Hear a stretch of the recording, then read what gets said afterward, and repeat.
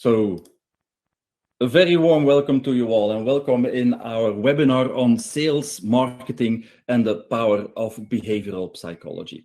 We're looking forward to discuss with you in the coming hour in an interactive session some more insights on how behavioral psychology can help us improve the results in a sales and marketing environment. So don't hesitate to also share your questions in the chat, and we will try to also include your opinions, suggestions, questions in this debate. But obviously we also have some material prepared to share with you, and let's have a look at that first. So a warm welcome to you all at SOE Behavioral Design. SOE is a behavioral design agency based in Amsterdam. We have our headquarters in the Netherlands, but we work internationally and globally for large organizations. And basically the common denominator in everything we do at SOE is that we try to change human behavior. This can be citizen behavior, like helping people to get a vaccine or trying to be more healthy and moving more, but it also can be behavior in the workplace about safety or compliance or culture shifts. But for and more dominantly, it's about consumer behavior, behavior of clients and people in the environment of sales and marketing. And we use the power of psychology in those environments to help get the outcomes we think are important to achieve. We apply a specific method in this, and we have, let's say, get a number of our insights from the school of thought, which is called design thinking. And there are a number of things that also in a sales environment can come in very handy from the world of design thinking. Now, what makes design thinking particular is that it always starts with empathy. It doesn't start with ideas. It doesn't even start with actions. It starts with listening. I'm pretty sure many people in the sales environment have been taught and are well versed at the art of listening. Well, design thinking has specific tools and ways to structure listening exercises and to make sure that we derive from listening to clients and prospects the appropriate know-how to continue the conversation further. And only then, after the empathy stage, we start defining the problems we would like to tackle. In fact, we'd like to fall in love with those problems in order to solve those issues from clients. And only then do we start with creativity and ideation. So it is not a creative exercise up front. It is creativity as a directed effort to solve a particular problem. And also, second, very different in design thinking, is that it is evolving in incremental cycles. So at the later stage of the design thinking flow, we will prototype, test, and improve, which means that we will gradually and incrementally try to define the most optimal way to progress in sales and in marketing. Basically, it is about using the psychology of influence to help people direct attention, change their perceptions and experience, and also get them to do a certain behavior. And the power of the method resides in the fact that it is a ruthless form of empathy. It is outside-in thinking. And this seems obvious, but it is in fact one of the hardest things to do. Thinking outside in is counterintuitive because you're holding your current position in your current organization due to your expertise, due to the fact that you know a lot. And that by itself is also one of the most hindering and one of the more inhibiting components in how you can be successful in getting people on board. Because your own knowledge and your own assumptions, in fact, prevent you from truly and continuously thinking outside in and taking the user's perspective, the prospect, and the client perspective. Recurrently, we are involved with client cases where our clients rediscover their ignorance and see their clients through the eyes of their clients themselves. And this is always one of the more fun moments in a process of behavioral design, because the way in which you know the product, talk about the product, know your company is a planetary difference from how your clients and prospects know, understand, and see your company. That's why outside-in thinking is really key. key in helping us understand how people make decisions. Now, when it comes to buying decisions, we have a certain, let's say, presumed understanding as how that goes.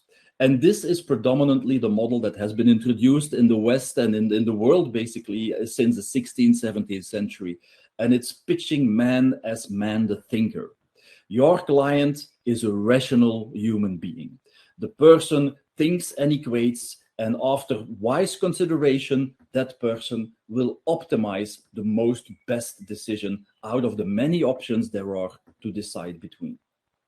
Now, in fact, this is the dominant model we have used for centuries now, but it is only part of the reality. In fact, many of us probably recognize this little fly. This little fly was introduced in Schiphol Airport, and it was this one small little fly that helped people at the urinals to have a more directed flow, and the spillage rate dropped with 80%. Now, there's very little rationality about that little fly. It is much more an intuitive thing that drives people's behavior, less than a really considered rational thought process. Just like, for instance, this particular example in a restaurant. In this restaurant, there was a delicious menu offered to people, but it was offered in two distinct ways. The first group of people in the restaurant received a menu with chocolate pudding, seafood fillet, and red beans with rice.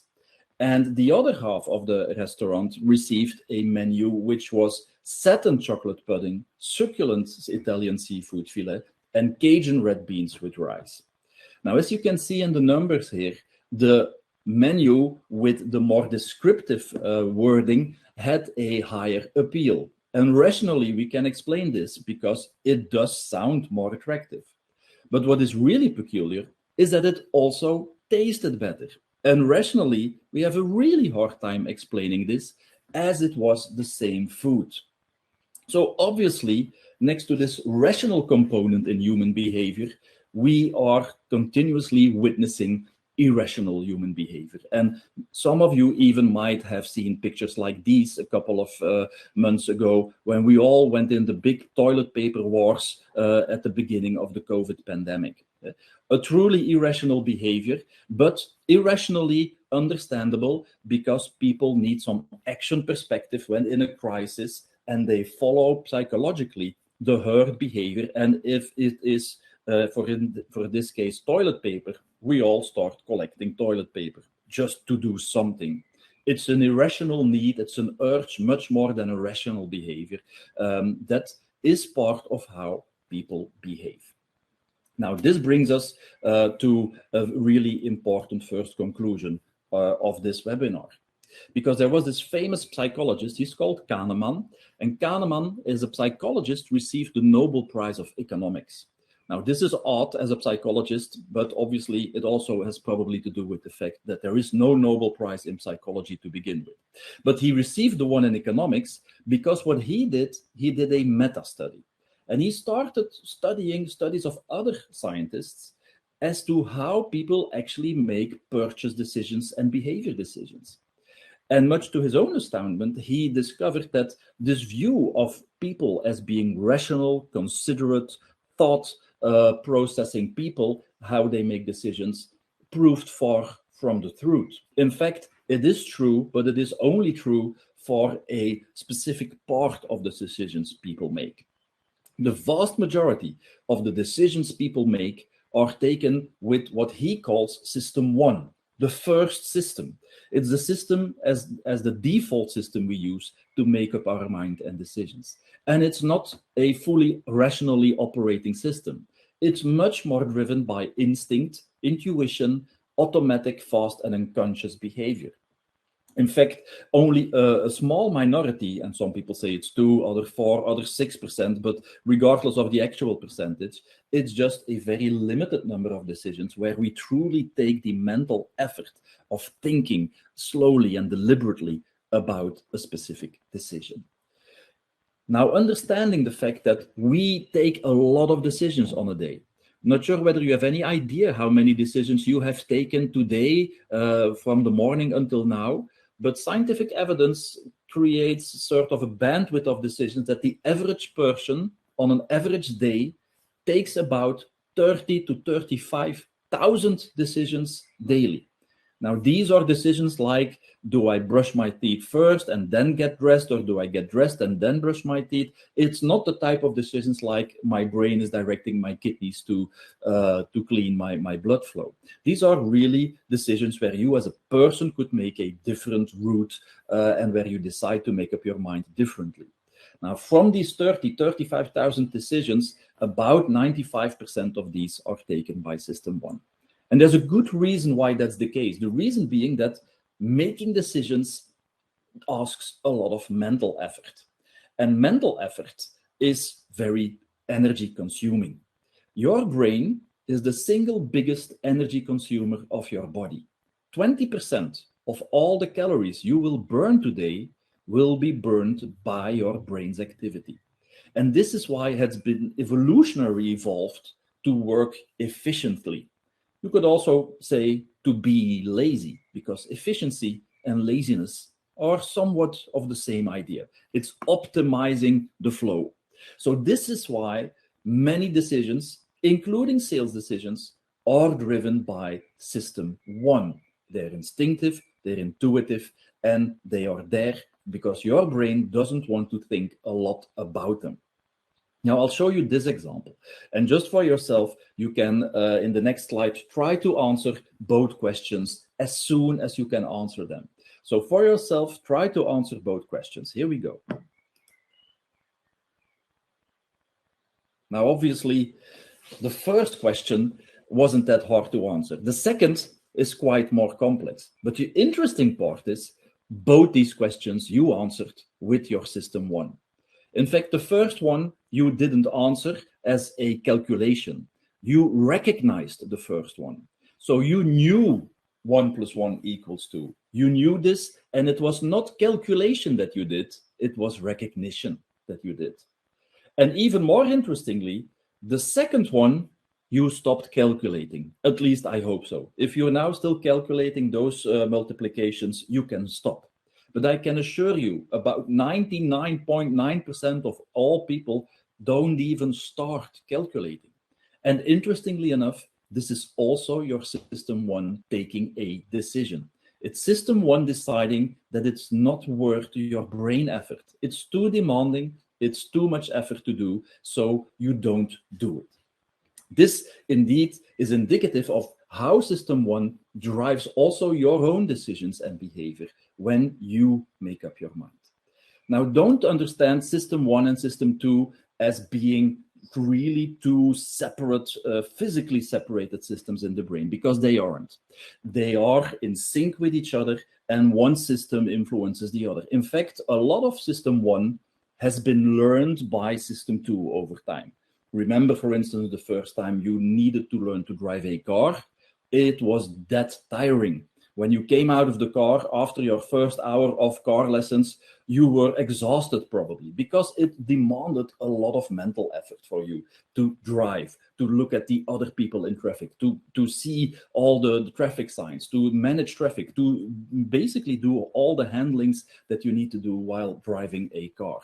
So this is at the beginning of the effort, clearly a System 2 effort. But over a while, these decisions have become automated, intuitive, and very, let's say, habitual. Now you might have ended up at work driving that same car without even having some conscious memory of how you get there in the first place. Obviously, you didn't have an accident, but still, you were able to get and drive the car basically on what you could call automatic pilot, or in other words, System 1 decisions. Now, it's really key in a context of sales and marketing to understand that this System 1 is the decision-making system your clients are using predominantly when they make up their mind. So we need to provide those mental shortcuts in the conversations so to make decisions easier. In fact, when we talk about what a brand is in a company, a brand is nothing more than a mental shortcut that helps clients make decisions. When you think about what a sales pitch needs to do, is a mental shortcut to help make people get decisions. So think about how rational is your approach and how many shortcuts do you provide in your approach. Here's a nice example in real life that we witnessed in the COVID context. We could envision that there was a very big billboard at the side of this park, which invited people rationally to keep a distance of other people so that we all together could flatten the corona curve, and so to persuade people by arguments with this billboard to do a certain behavior. Instead of that, they chose a different approach. They just provided some mental cues and mental shortcuts which made the behavior obvious. There's very little active rational persuasion going on in this particular example. In fact, what we're witnessing here is an ability intervention which makes the desired behavior so much more logical and intuitive that people by default know what to do without argumentation being a big component in the process. So think about how this type of intervention can facilitate your sales journey. Where can we provide the appropriate cues in the journey so that it becomes obvious for clients and prospects what the behavior is? How do we make it as easy as possible? A famous example is one that was developed by Cialdini. Now, Cialdini is one of those people that wrote the book, and he wrote the book Influence. And he had a very interesting design concept developed in his book about influencing people with a very simple experiment. What he basically did is he went to hotels. And no doubt you know that in these hotel bathrooms, you will find pictures like these, which invite people to reuse their towels. And most of the time, there is this argument, for instance, like, think about all the soap and all the water we consume to wash these towels. If only you would reuse your towel a couple of nights and days, actually, this would save our planet. So this is a clearly system 2Q. It's a rational argumentation why it makes a lot of sense to reuse your towel. So this was like the thing he designed to start from. Now, what he did at some point is he started changing these texts. And so he could easily see if I provide a new text, does the new text actually bring better results? And so the first change he made in this text was just changing and adding the first sentence. The first sentence being, people like yourself staying in this hotel have done this behavior. Join these countless others in helping the environment. Now, without this social proof argument, this card generates about 26% compliance. But by adding the social proof component in this sentence, it jumps up to 36% more compliance, just by adding the sentence that other people do it too. Now, this is what they call a social proof indication. In sales, we would talk about testimonials, which is a social proof application in sales. But these are sizable numbers. If you can bring conversion rates from 20 to 34%, this is a sizable difference, just by providing this small little cue in the behavior of the client. In fact, he manipulated all these cards, and he had very different sentences which he compared. And so he was able to define which one of those small little cues actually works best. So on the left, you can see a number of cues that are, I would say, argumentative and that are related to caring for the environment, and they do work. You can see, for instance, that the big towels are 38% reused. The middle one is like really nice and cool creative copy, which says, please let me hug you one more time, which is kind of nice copy, but you need to think about it, what it means, right? It's not a really straightforward message. It is quite demanding as to what's the point. Once you get the point, it might work, but you can see only 25% reuse of towels in this particular case. And the single sentence that was the most successful of all was the sentence, reuse me tomorrow, just like home.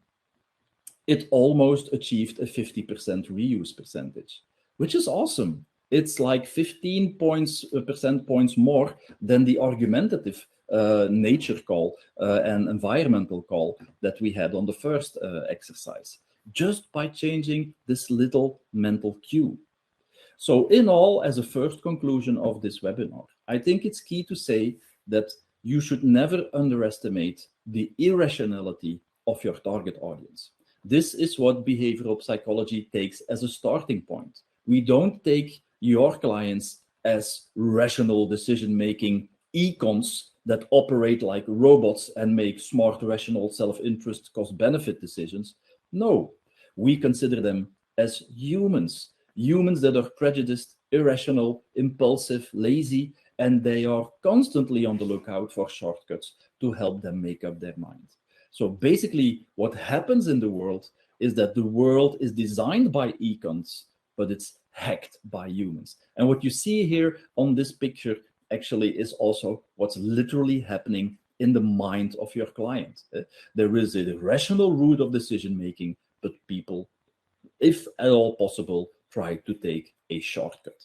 The most literal application of this idea was done at an American university. In fact, they figured out that they shouldn't design the park with predefined routes. They just let people develop the routes in the park, and then once they knew what the routes were, they designed the routes accordingly, which is a much smarter type of intervention than doing it based on what you think they will do. It's a really cool thing of prototyping in this case.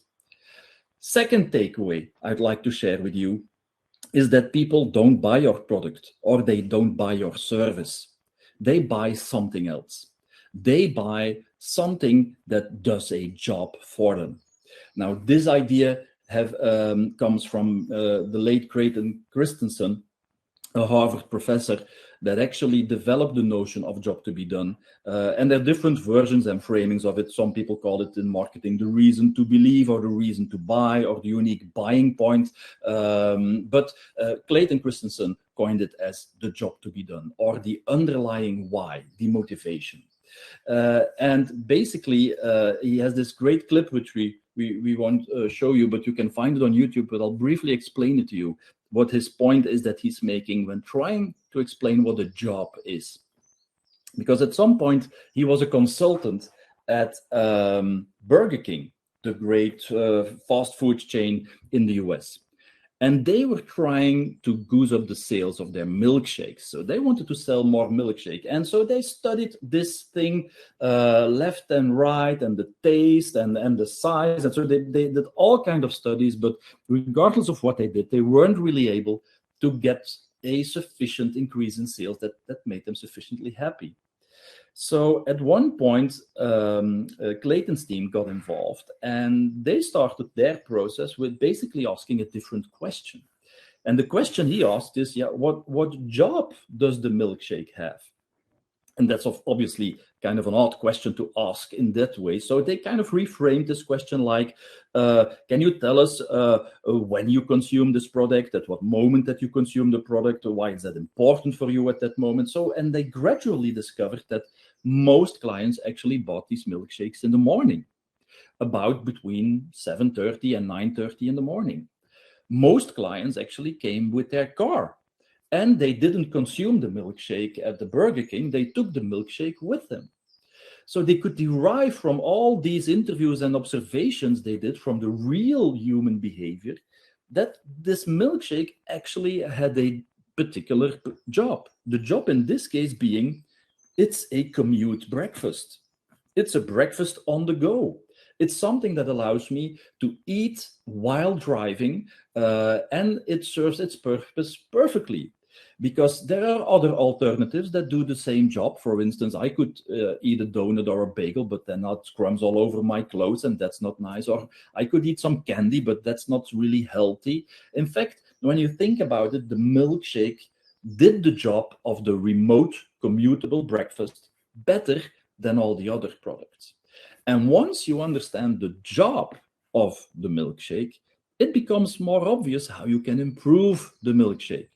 In this particular case, for instance, you could, for instance, consider making the cup different so that it fits better in a car holder cup. That would make total sense because that is what the product is. In fact, that's the job for which people hire the product. In this case, in fact, the incremental increase in the product was created by providing the milkshakes with thinner straws, because it was nice and viscous. But if you provide a thin straw, in fact, what happens is that people have a longer consuming time of the milkshake. So with a thin straw, the milkshake lasts you 5 to 7 minutes longer, which is really nice because it also gives you something to do while driving and while being stuck in traffic. So these two jobs, having a breakfast on the go and killing some time while in traffic, actually were developed different or were supported by redesigning the product. So it's key to understand people don't buy your product. They buy the job it helps them to do. And think about this, for instance. Why would people buy a chewing gum? Well, some people buy a chewing gum because the job of the chewing gum is to help them clean their teeth. Others might buy that same chewing gum because it is a way to get a fresh breath before they would like to kiss a person. Other people might buy and use the chewing gum because they are very nervous and it helps them to be more relaxed. And still others might buy that chewing gum because they're just kind of bored and it gives them something to do while being bored. In fact, many consumers use chewing gums to fight boredom and to get something to do. Now, interestingly enough, when you ask yourself the question, what do people do today when they are bored? Chances are they do something different and they don't take a chewing gum. In fact, when you ask the question for yourself, what would people do today when they are bored? I'm sure most of you would come up with several ideas. One being they probably pick up their mobile phone, the mobile phone just to distract them. And interestingly enough, we have also the indications that the mobile phone and the rise of the mobile phone coincides with the decline of the chewing gums. And this is very odd when you look at it from a first competitive perspective, because we would never pitch a chewing gum and a mobile phone as being competitive products. However, when we look at these products from a job to be done perspective, they definitely are a competitive product, particularly for those people for which the chewing gum was there to help them distract their thoughts. So this is a very important notion in sales, as to understand what is this client actually buying from me. So forget about unique selling points. Think about unique buying points, which are far more relevant. The reason why you think your product is so nice, cool, and exclusive might be completely irrelevant for the reason why a client actually purchases it. Once you discover the job, it also becomes obvious how it will change the conversation. Think about why people would buy a dog. Well, some people buy a dog because they want to have some company and they don't want to feel alone. But another person might buy a dog because he wants to sleep better at night because he feels unsafe. Still other people might do it because they want to energize and exercise more, and it forces them as a forced function to leave the house and get a daily walk. Now, once you understand these different motives, if you will, these different reasons of purchase, it actually becomes far more easy to have a meaningful conversation with a client about them. Think about why people would buy a beer. Some people buy a beer just to be with friends. Well, then pitch the beer as being one of the coolest ways to spend some time with friends. But for other people, it might be about taste, about the exploration of beer creation. Well, there you can pitch the production process. There you can pitch the hops that you've used and the brewery process that makes this beer a unique taste for them. So connecting the product with the job is fundamental in being successful, in helping to get to the mental shortcut people need to make up their mind. Now, this actually is easy said, but it's not so easy done. So what I will ask you now is to join me in a brief experiment, an experiment by which I would like you to learn something new. In fact, I will show you a slide with a new language, and I will give you about 10 seconds to memorize that specific language. It'll be hard, but try to do your best, because after those 10 seconds, I will show you a word that you need to write down in that language.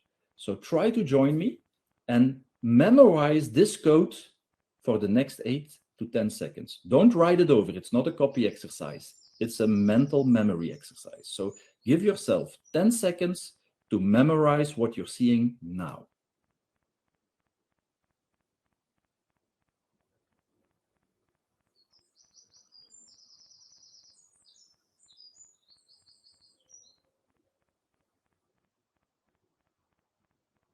Three more seconds. Right. Now I would like to ask you if you are able to write 286. Now, obviously, this is a transfer of the code that you just saw. Now we're with 70, 77, 76 people in the call. I can assure you, many of you won't be able to. And just because of that, I will show the code again. So you will get a second glance, obviously this time not 10 seconds. So try to write the number. This is the code again. Here you will have 5 seconds.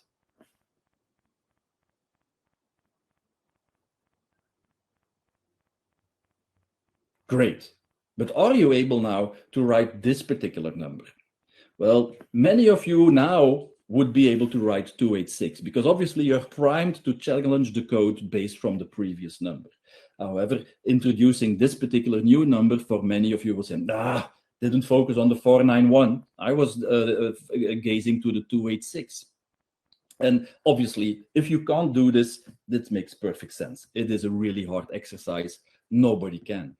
The fact that I show this exercise to you is because I want to show you something else. I want to show you this. Because once I've shown you this, you now get the mental model. You get the mental model of the code, how to interpret this language.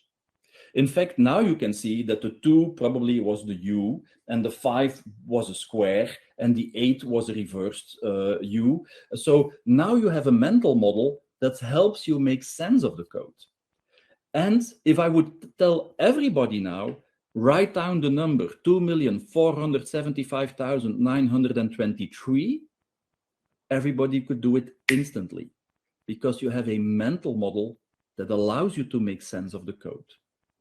Well, we at SUE, we have developed a mental model that allows you to make sense of client behavior. And we call it the SUE Influence Framework. It's a model that helps us understand which are the driving forces in decisions that people make. It's a model that helps us understand both the promoting pressures as the inhibiting pressures and what we should do with them and about them. This is how it looks. So a bit intimidating at first, but you'll recognize some of the elements we've been discussing so far. On top, you will find the human. Note that it doesn't say client or customer or prospect. We say human because we take this full human with his or her full irrationality in perspective. And this human is doing a certain behavior today, which you see on the left of the slide. And obviously, we try to navigate this person in a sales and marketing effort towards a new desired behavior. For instance, this person is has a saving account at your bank, and we would like to help him evolve to also become an investor at the bank. So we would like to migrate these people from current behavior to newly desired behavior. Note that both the old and the new behavior relate to the similar set of job to be done. People don't do behaviors to do the behaviors. People do behaviors because they serve a purpose. That's, let's say, the surroundings of the model. Now, within the model, you see 2 different set of arrows. You see 2 arrows on the top pointing to the right. Those are what we call promoting pressures. In fact, those are the reasons why it becomes far obvious for people to do the desired behavior. And they are negative or positive. In fact, when there's something negative about the current world, we call this a pain. And this would be the obvious pain sell. We're selling the pain so that people are interested in our product. Obviously, you could also focus on enhancing the gains of your product. And pains and gains are generally in marketing and sales environment very well understood by the people in the business. In fact, it's their bread and butter. They know the pain their product solves. They know the gains their product has to offer. So when it would only be as simple as about talking about pains and gains, all salespeople would be tremendously successful, because this they can do naturally. Unfortunately, though, we see that behavior is a tad more complex, and that we also have what we call inhibiting pressures. Those are basically the forces that keep us stuck in the current behavior. Again, they are positive and negative. So basically, there might be some negativity about the offer. That is what we call anxieties. Or there might be some attractive components in the current world also. Those we call comforts.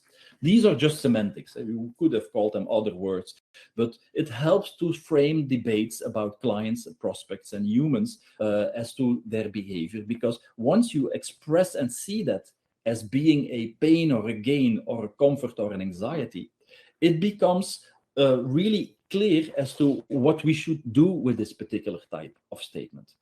Let's have a look at an example. Let's look at Airbnb. Airbnb wanted to navigate people from hotels as a previous behavior, and they wanted to have a new pitch. Consider Airbnb instead. Now, basically, there are a lot of pains with hotels, and I can assure you, if you take the time to talk with some people and listen to people, you'll learn a lot of pains of hotel. For instance, they would feel like a tourist. Hotels are very expensive for what they are. You might have very noisy neighbors. You're always in the tourist city center. So there are a lot of things that aren't really fun about hotels by default. On the other hand, we also have a lot of gains with Airbnb. You have a real house. It has an own kitchen. You really feel home abroad. You live amongst the locals. You can have Airbnbs in all parts of a city, which makes it really interesting. Now, if the story was that simple, it actually would mean that hotels were dead and Airbnb would be the only surviving competitive business model. But we all know Airbnb is quite successful, but hotels are still here. Obviously, that has to do with some reasons that you could also be equally skeptic about Airbnb. For instance, whose house am I entering? Is it safe? Is it private? Will there be anybody to give me a key? What happens if I don't find the key? There are a lot of anxieties with Airbnb to begin with. And so those are stranger danger bias examples. And obviously, hotels also have their own benefits, like they provide you some services. There is always somebody at the lobby. Your room is cleaned by the staff, and you can have breakfast, for instance, which you don't need to manage yourself. So also that is actually quite interesting to consider there. Basically, what we've now done is the 1-minute version of an influence framework. Obviously, when you would do the exercise, fundamentally, you will find tens of pains, gains, comforts, and anxieties, and you will get an influence blueprint of your audience, which is tremendously helpful once you would like to engage in conversation with them about how to make a purchase or how to make a sale. Because what you need to do with these statements becomes obvious once you know where to pinpoint them. Because in fact, having a successful sales conversation is about highlighting the pains, strengthening the gains, taking away anxieties, and neutralizing and replacing comforts. And once you've done those, then you've had the appropriate levers to make people shift their behavior. Now, in this particular case, Airbnb was confronted with a puzzle, because still at this stage, you need to make up your mind as to say, what do I need to do first? If I would give you $1 million budget for marketing for Airbnb, where would you put your coins? Would you put $1 million on strengthening the gains? Or would you put your million on strengthening the pains? Or would you put your 1 million on taking away the anxieties? Well, it's interesting because we actually know what they did. Because at the beginning, now they're very successful, but they had a make or break decision. At the early stages of Airbnb, the venture capitalist that was behind it gave them one more shot. And he said, basically, you get it to work in New York, or we pull the plug and it's done with. And so they needed to figure out really a dead or alive decision. What will we do with our last amount of money? Will we do a campaign stressing these gains, or will we need to do something else? And they gave it a lot of thought, and eventually they decided that the thing that was hindering them, the thing they needed to do was to take away the anxiety. They said if the anxiety thing is so dominant in the purchase decision that as long as we haven't solved this particular item, we will never be able to get people to migrate to this new behavior. So we will use the $1 million to take away anxieties. And so they said, okay, let's revamp the website and the ordering process, but with one particular goal in mind. Take away the anxiety. Now think about it. This is no longer just creativity. This is directed creativity. This is creativity related to solve a particular problem. Now, how would you build a marketing website that needs to take away anxieties? Well, this is what they did. And actually, I think it makes total sense if you think about how they applied the logic on the site. If you need to take away anxiety, you need to have better pictures. You need to have clients that are testifying. You need to have badges and stickers that clarify how trustworthy, good, and nice an experience was. You probably also need to have a virtual lobby that people can call and connect to de-risk the proposition. So once you know how the decision-making process in the minds of people is managed, it becomes far easier to manage the conversation with them. Summarizing this, it looks like this. Basically, a successful transition or a successful purchase is a combination of solving pains, enhancing gains, replacing comforts, and taking away anxieties to help people achieve their job to be done. The default set of sales and marketing people is to talk about pains and gains and to push the product based on its benefits towards clients, its USPs. This is a missed opportunity because basically it's not about the USPs, it's about the unique buying points and job to be done. Pains and gains can be tremendously important, but there is a big oversight if you do not understand that managing these anxieties and these comforts is an equally, if not more important part of any conversion process and any sales process. And you only discover those if you are able to work from empathy and start with listening to your client. Once we've done that, it becomes far easier to use a number of psychological levers we can use for people to bring them into a new set of behaviors. And we've talked about some. Then we can use social proof to de-risk the proposition. Or we could use reciprocity to make the value transfer more attractive. Or we could use observability of the behavior to make the adoption hurdles lower. Or simplicity, front-loading, contrast, commitment, signaling. We have about 80 psychological levers in our toolkit we use recurrently to solve sales and marketing challenges. And I hope by helping you understand how the influence framework works, that you now have a new mental model to make more sense of your clients and prospects' behavior. So with that, I'd like to sum up the takeaways. Think about the process with empathy and listening. Think about how the job to be done is the key element to search for in every conversation. And think about not only promoting pressures, but only inhibiting pressures to be more successful in sales and marketing. I hope you found this 30-minute intro about what influence framework can do as a blueprint interesting. And I do also hope you have some questions, comments, or notes to share. So let me see in the presentation if there are some additional questions. Don't hesitate to share them.